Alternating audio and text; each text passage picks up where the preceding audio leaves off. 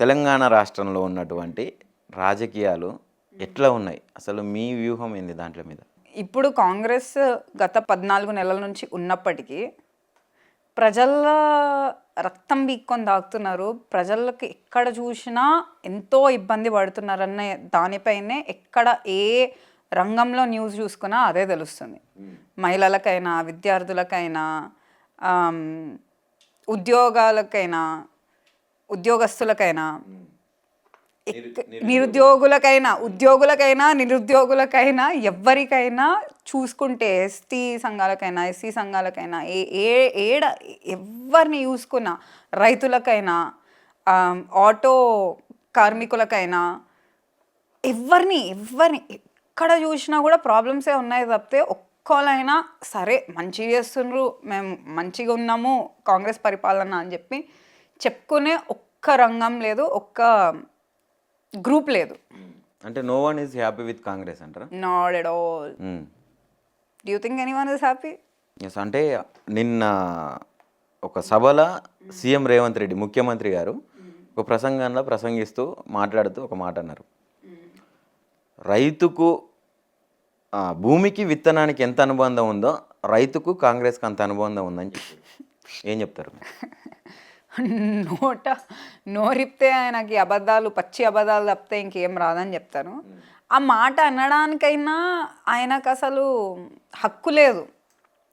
అంటే రైతు భరోసా ఎగ్గొట్టిండు, ఇన్ని 3 పంటలకి ఎగ్గొట్టిండు, 17,500 రూపీస్ ఎగ్గొట్టిండు ఇప్పటి వరకు. రైతు రుణమాఫీ చేయలేదు పూర్తిగా, ఉట్టిగానే అబద్ధాలు చెప్పిండు. అంటే ఏ రకంగా ఎందుకో అంత అనుబంధం ఉందని చెప్పి ఎట్లా చెప్పుకుంటున్నాడు ఆయన? అంటే what's the basis of it? మరి ఇందిరమ్మ రాజ్యం అంటే రైతు రాజ్యం, అసలైన రైతు రాజ్యం అంటేనే ఇప్పుడు వచ్చింది కాంగ్రెస్ ప్రభుత్వం వల్ల రైతు రాజ్యం వచ్చిందని చెప్పి చెప్తా ఉన్నాడు కదా.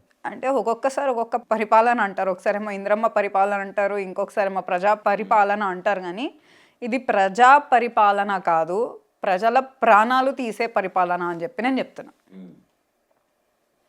రైతు నిన్ననే ఆత్మహత్య చేసుకుంది, రైతు రుణమాఫీ కాలేదని చెప్పి ఆ మిత్తిలు కట్టుకోలేక ఆ భారంతో రైతులు ఆత్మహత్య చేసుకుంటున్నారు. ఎందుకు రుణమాఫీ 100% అయిపోయిందని చెప్పిండు కదా.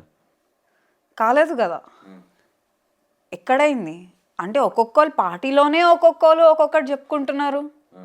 ఆయన ఒకసారేమో కాలేదంటాడు, ఇంకొక ఆయన వచ్చి అయిందంటాడు, ఇంకొకరు వచ్చి రాహుల్ గాంధీ వచ్చి హోగే ఆ సబ్ కుచ్ అంటాడు. కాంగ్రెస్ ఒఫిషియల్ ట్విట్టర్ అకౌంట్లో ఏమో మొత్తం అయిపోయిందని చెప్పి అంటారు.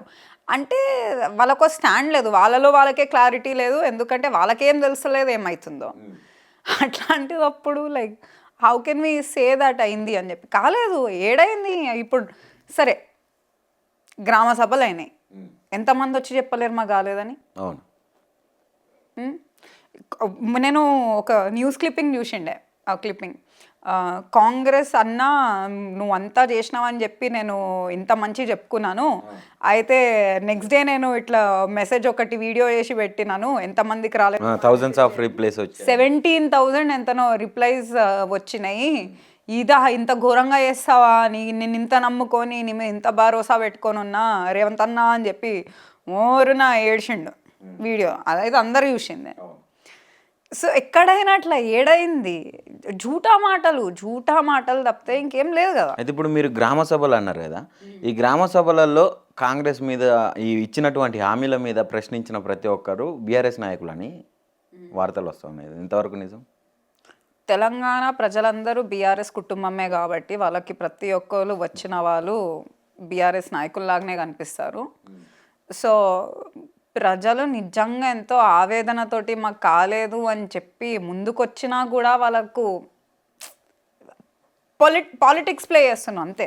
ఇప్పుడు కూడా ప్రజల సమస్యల పైన మాట్లాడుతున్నా, ఇప్పటికైనా గ్రామ సభలో ఎందుకు అంత లొల్లిలు అవుతున్నాయి అని చెప్పి దాని గురించి మాట్లాడుతున్నా లేదు.